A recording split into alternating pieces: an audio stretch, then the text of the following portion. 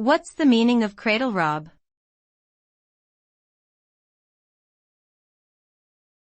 Cradle-rob.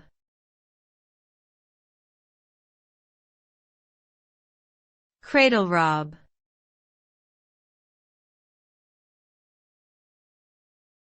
Cradle-rob.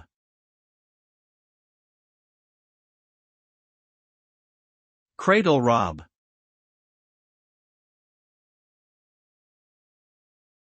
The term cradle-robbing refers to a situation where someone pursues a romantic or sexual relationship with a much younger partner. This term often carries negative connotations, as it may be seen as predatory or inappropriate. The potential results of cradle-robbing can vary depending on the specifics of the situation. There may be social consequences, such as disapproval from friends and family, as well as legal consequences if the relationship involves an underage partner.